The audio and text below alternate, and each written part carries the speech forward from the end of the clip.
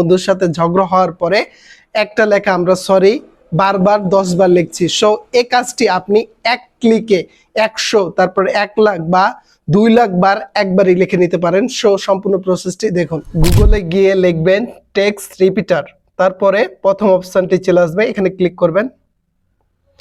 তারপরে আপনি যেটা লিখতে চান সেটা লিখে দিবেন। এখানে সরি লিখতে পারেন বা যেটা ইচ্ছা সেটা লিখতে পারেন। এখানে আই লাভ ইউ লিখলাম।